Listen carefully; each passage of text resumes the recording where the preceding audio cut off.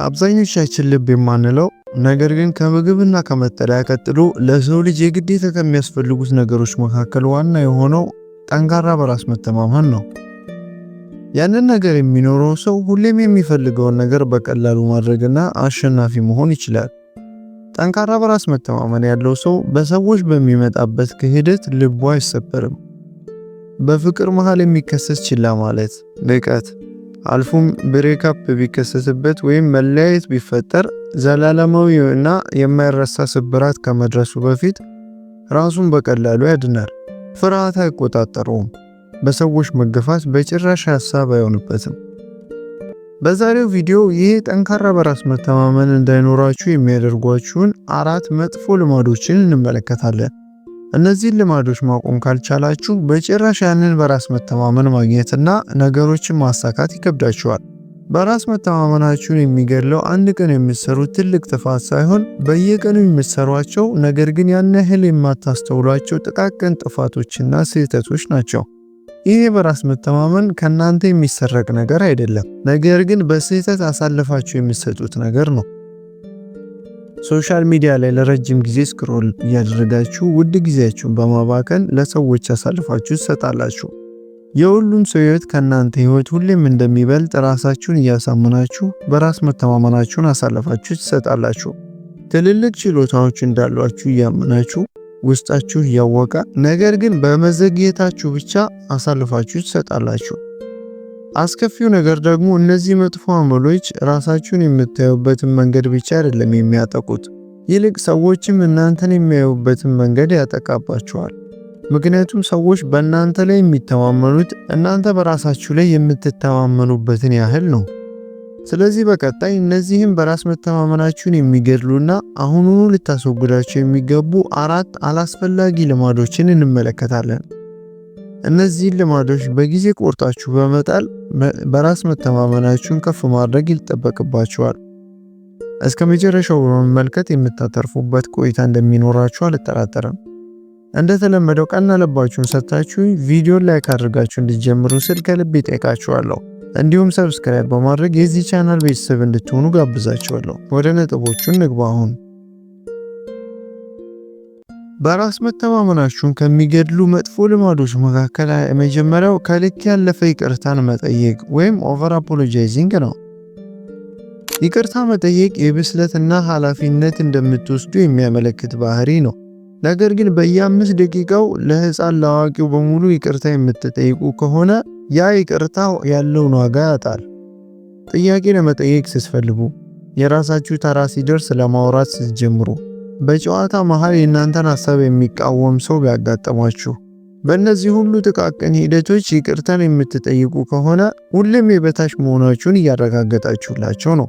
ከልክ ያለፈ ይቅርታ መጠየቅ ትሁት አይደለም የሚያስመስላችሁ፣ ይልቅ በራስ መተማመን እንደሌላችሁ የሚያሳይ ነው።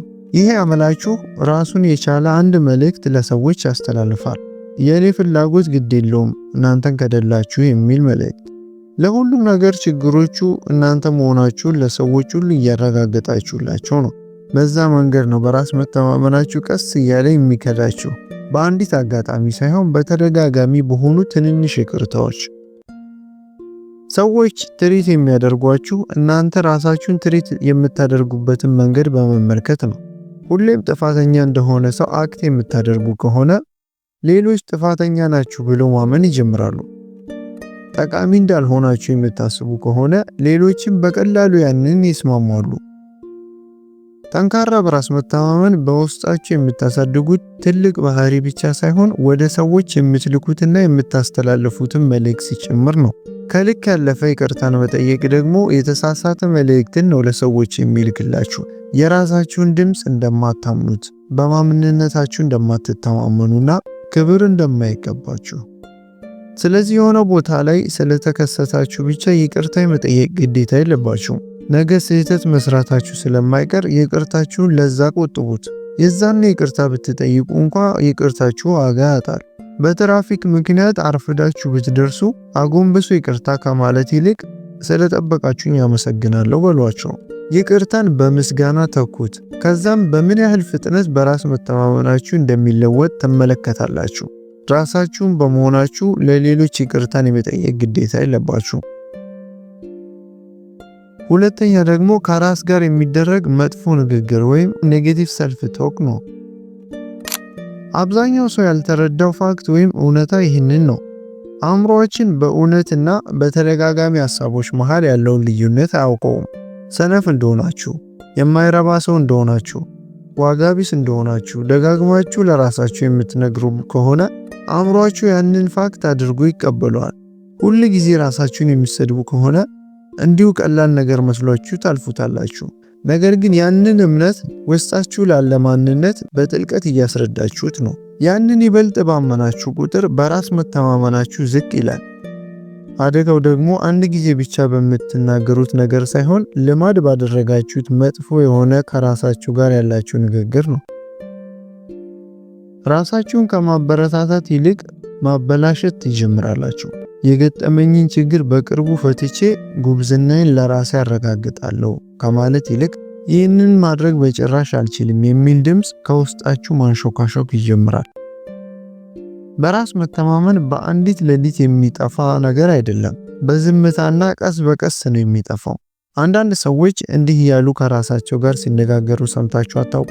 በጣም ደደብ ነኝ፣ ይህን ነገር በጭራሽ መስራት አልችልም፣ እድለኛ አይደለሁም፣ የፍቅር ግንኙነት መቼም ለኔ ሊሰምርልኝ አይችልም። ይሄ ሁሉ ኔጌቲቭ ሰልፍ ቶክ ጉዳት የሚያስከትልባቸው ከመሰላችሁ ተሳስታችኋል። ነገር ግን ይህንን ሁሉ በሚያወሩ ጊዜ የነሱ ሰብኮንሺየስ ማይንድ አይስቅላቸውም፣ ያዳምጣል። ከጊዜያት በኋላም አእምሮአችሁ ደጋግማችሁ ስትነግሩት የቆያችሁትን ነገር አምኖ ይቀበላል። ቃላቶቻችሁ እውነታዎቻችሁን ቅርጽ ያስይዛሉ። አእምሮአችሁ ልክ እንደ ሶፍትዌር ነው፣ ቃላቶቻችሁ ደግሞ ልክ እንደ ኮድ ናቸው። በቂ ያለመሆናችሁን በተደጋጋሚ ለራሳችሁ በምትነግሩ ጊዜ ያንን ነገር እውነት ነው ብሎ እንዲቀበል አእምሮአችሁን ማሳመን ትጀምራላችሁ። የህይወታችሁ ደስታ ባላችሁ የአስተሳሰብ ብቃት ላይ ጥገኛ ይሆናል። ቃላቶቻችሁ የምታምኑበትን ነገር ይቀርጻሉ። የምታምኑበት ነገር ደግሞ ተግባሮቻችሁን ይቀርጻሉ። ተግባሮቻችሁ ደግሞ የእናንተን ማንነት ቅርጽ ያስይዛሉ። በራስ መተማመን የሚጀምረው ለራሳችሁ የምትነግሩትን ስቶሪ መቀየር ስትጀምሩ ነው። በህይወታችሁ ላይ ትልቁን ጫና የሚያሳድረው ከውስጣችሁ የሚመጣው ድምፅ ነው። ሰዎች በእናንተ ላይ እምነት ባይኖራቸው አትጨነቁ፣ በራሳችሁ ላይ ግን ትልቅ እምነት ይኖራችሁ። ሶስተኛ ደግሞ ራስን ከሌሎች ጋር ማነጻጸር ነው። በራስ መተማመንን በፍጥነት ከሚገድሉ መንገዶች መካከል ሌላኛው ደግሞ ራስን ከሌሎች ጋር ማነጻጸር ነው። ሁሌ ጠዋት ከእንቅልፋችሁ ነቅታችሁ ስልካችሁን ስክሮል በማድረግ ተጠምዳችሁ የምታሳልፉትን ጊዜ አስቡት። ሁሉም የምታዩት ሰው ፍጹም ይመስላችኋል። ሁሉም ሰው ሀብታም መስሎ ይታያችኋል። በየቀኑ የሚፖሰቱ ቪዲዮዎችና ፎቶዎች እነዛ ሰዎች ጥለዋችሁ በብዙ ርቀት እንደተጓዙ ያስታውሳችኋል። በጣም ደስተኞች እንደሆኑ፣ ይበልጥ ስኬታማ እንደሆኑ። በዛ አጋጣሚ ታዲያ ሳትወዱ በግዳችሁ ሳይኮሎጂካሊ እናንተ የበታች እንደሆናችሁ ለራሳችሁ እየነገራችሁ ነው ደጋግማችሁ። ደካማ እንደሆናችሁ እና ዋጋችሁ እንዳነሰ ነው የሚሰማችሁ። የሆነ ድምፅ ከውስጣችሁ ማንሾካሾክ ይጀምራል። ከሁሉም ኋላ እንደቀራችሁ የሚነግራችሁ ድምፅ፣ ለምንም ነገር በቂ እንዳልሆናችሁ። ይህ ሁሉ ነገር ታዲያ የሚከሰትባችሁ አንድ መጥፎና አደገኛ ወጥመድ ውስጥ ስለገባችሁ ነው። እሱም ራስን ከሌሎች ሰዎች ጋር ማነጻጸር ነው። እውነታው ግልጽ ነው። በሌሎች የሚታዩት ነገር በአጠቃላይ ሙሉ ታሪካቸውን አይደለም፣ የእነሱን ሃይላይት ነው እንጂ ያጋጠማቸውን ትግል አትመለከቱም። በእውነተኛ ህይወትም ፈገግታቸውን ነው እንጂ እንቅልፍ ያጡባቸውን ምሽቶች አልተመለከታችሁም። የእነሱን የድል ቀናቸውን ብቻ ከእናንተ ጋር ስታነጻጽሩ ራሳችሁን አውቶማቲካሊ ፈሪ ታደርጉታላችሁ። ራስን ከሌሎች ጋር የማነጻጸር ሌላኛው ክፋት ደግሞ ህይወታችሁን ፍጻሜ ወደሌለው የሩጫ ውድድር ይቀይረዋል። ምክንያቱም ሁልጊዜ በጣም ሀብታም፣ ብልህ፣ ጎበዝና ተስጦ ያለው ሰው በአካባቢያችሁ መኖሩ አይቀርም። የራሳችሁን ህይወት ከመገንባት ይልቅ ጥላ እየፈለጋችሁ የምትቀመጡ ከሆነና እነሱን ብቻ የምትከታተሉ ከሆነ የራሳችሁን መንገድ ታጣላችሁ። ምክንያቱም የሆነ ሰው ሁሌም እያለፋችሁ ይሄዳል። እነዛን ሰዎች ብቻ በምትከታተሉ ጊዜ ንጽጽር ትኩረትን ይሰርቃል። በሰዎች ስኬት ላይ ብቻ ስታተኩሩ ራሳችሁን ትረሳላችሁ። ከዛም አልፎ ወደ ራሳችሁ መለስ ስትሉ ተነሳሽነት ታጣላችሁ። እነሱን በማየት ተጠምዳችሁ ስትከተሏቸው፣ እነሱ ግን በራሳቸው ላይ መሻሻልን በማሳየት ቢዚ ናቸው። ወደ ውስጣችሁ መመልከት በጀመራችሁባት አጋጣሚ ግን ማደግ ትጀምራላችሁ። ከሌሎች ተሽሎ ለመገኘት መሞከር በራስ መተማመናችሁን አያመጣም። ትናንት ከነበራችሁበት ማንነት ተሽላችሁ ለመገኘት ስትሞክሩ ነው በራስ መተማመናችሁን የምታገኙት። ስለዚህ በቀጣይ ጊዜ ራሳችሁን የማነጻጸር አጋጣሚው ሲፈጠር ራሳችሁን ይህንን አስታውሱ። የእነሱ ጉዞ የራሳቸው ነው፣ የእናንተ ጉዞም የራሳችሁ ነው። እንደነሱ ጥሩ መሆን የለባችሁም የግዴታ ዛሬ ላይ። በራሳችሁ እድገት ላይ ብቻ ጸንታችሁ መቆየት ነው የሚጠበቅባችሁ። ያኔ ነው በራስ መተማመን የሚገነባው። መፎካከራችሁን አቁሙ። እሱ ነው ሳታውቁት በራስ መተማመናችሁን የሚሸረሽርባችሁ። ስለዚህ ትኩረት ማድረግ ጀምሩ። አራተኛና የመጨረሻው ደግሞ የአካል ጤናችሁን ችላ ማለት ነው። በቂ ያልሆነ እንቅልፍ፣ የተመጣጠነ ምግብ እጥረት፣ የአካል ብቃት እንቅስቃሴ አለማድረግ፣ እነዚህ ሁሉ ያላችሁን ኢነርጂ በመቀነስ ፓወርፉል ከመሆን ይልቅ ደካማ ያደርጓችኋል። ደክሟችሁ ከእንቅልፋችሁ የምትነቁ ከሆነ እና በመስተዋት ራሳችሁን እየተመለከታችሁ ራሳችሁን የምትጠሉ ከሆነ እንደዚህ አይነት ትንንሽ አጋጣሚዎች በራስ መተማመናችሁን ይገድልባችኋል። አካላችሁን ችላ ማለት ጤናችሁን እየጎዳችሁ ብቻ ሳይሆን በራስ መተማመናችሁንም መሰረት እያጠፋችሁበት እንደሆነ የሚያሳይ ነው። የአካል ጤናችሁን መጠበቅ ራስ ወዳድነት አይደለም፣ ይልቅ ለራስ መጠንቀቅ ነው። እናንተ ስትኖሩና ጤነኛ ስትሆኑ ብቻ ነው ሁሉንም ምኞቶቻችሁን ለማሳካት የምትጥሩት፣ የዕለት ተዕለት ስራችሁን በትኩረት የምትከውኑት።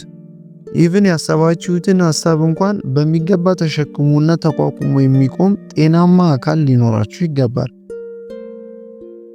በራስ መተማመን ኢነርጂ ነው። ኢነርጂ ደግሞ ራሳችሁን በምን አይነት መልኩ በጤናማነት ትይዙታላችሁ ከሚለው ነው የሚመጣው። እንቅልፋችሁን መስዋዕት በማድረግ ስልካችሁ ላይ በማሳለፍ ሌሊታችሁ ከተጋመሰ፣ ኦርጋኒክ ያልሆኑ ምግቦችን የምታዘወትሩ ከሆነ፣ አካላችሁን የማታንቀሳቀሱ ከሆነ ደካማ እንደሆናችሁ ይሰማችኋል። ተነሳሽነት ይጎድላችኋል። ያላችሁ ኢነርጂ ዝቅተኛ ከሆነ ደግሞ በህይወታችሁ የምታሳዩቸው ነገሮች ዝቅ ይላሉ። ብዙ ማመንታት ትጀምራላችሁ። ራሳችሁን ይበልጥ ትጠራጠራላችሁ። በራስ መተማመን በምኞት ብቻ አይመጣም፣ ይልቅ በዲሲፕሊን ነው የሚመጣው። ሁሌም አካላችሁን ለመንከባከብ ስትመርጡ፣ ስፖርት በመስራት፣ የተሻለ ነገርን በመመገብ፣ በቂ ውሃን በመጠጣት፣ እነዚህም በምትተገብሩ ጊዜ ለራሳችሁ የገባችሁትን ቃል እንደምትጠብቁ ታረጋግጣላችሁ። ያ ደግሞ በራሳችሁ ላይ ያለውን እምነት ይገነባል። ራሳችሁን ችላ ካላችሁ ግን ተቃራኒ ነገርን የምታስተላልፉት። ቀድሞውኑ ራሳችሁን የማታምኑ ከሆነ ቻሌንጅ በሚገጥማችሁ ጊዜ እንዴት ከፍ ብላችሁ መቆም ትችላላችሁ? ራስን ችላ ማለት ያላችሁን ዲሲፕሊን ይገድላል። በራስ መተማመን ደግሞ ያለ ዲሲፕሊን የጀርባ አጥንት ሊኖረው አይችልም። ስለዚህ ይህንን እወቁ።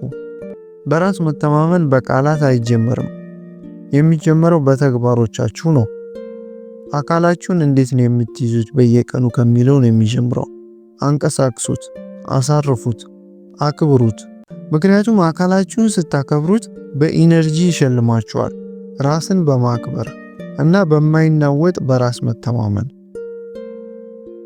የእያንዳንዱ የዕለት ተዕለት ምርጫዎቻችሁ ነገ የምትደርሱባቸውን ቦታ ነጸብራቆች ናቸው። አብዛኛው ጊዜያችሁን ከህልማችሁ በሚያርቋችሁ አጉል አመሎች ካቆራኛችሁ ቀስ በቀስ ህልማችሁ ያን ያህል አስፈላጊ እንዳልሆነ ለአእምሯችሁ እያስረዳችሁ ነው። መልካሙ ዜና ደግሞ ከዛሬ ጀምሮ ይህንን ነገር በተገላቢጦሽ ማስኬድና ማስተካከል ትችላላችሁ። ሁሉንም ነገር በአንድ ምሽት የመቀየር ግዴታ የለባችሁም። ከትንሹ ጀምሩ። በቀን አንድ አመላችሁን ለማስተካከል ሞክሩ። ከዛም ምን ያህል ተአምር በህይወታችሁ ላይ እንደሚመጣ ተመለከታላችሁ። ምክንያቱም አንድ ጊዜ ነገሮችን ማሳካት ከጀመራችሁ ሁሉም ነገር ይቀየራል። ያላችሁ ኢነርጂ፣ ከሰዎች ጋር ያላችሁ ግንኙነት፣ ወደ ህይወታችሁ የሚመጡ እድሎች እና በአጠቃላይ ህይወታችሁ ይቀየራል። እነዚህን መጥፎ ልማዶች በማስወገድ ጠንካራ ማንነታችሁን መልሳችሁ እንድታገኙና እሱንም እንድታስቀጥሉ ስል በዛሬው ቪዲዮ አሳስባችኋለሁ። ቆይታችሁን በጣም እንደወደዳችሁት ምንም አልጠራጠርም። እስከ መጨረሻው ድረስ ስለተከታተላችሁኝ በጣም ከልብ አመሰግናለሁ። ሰላም ቆዩልኝ።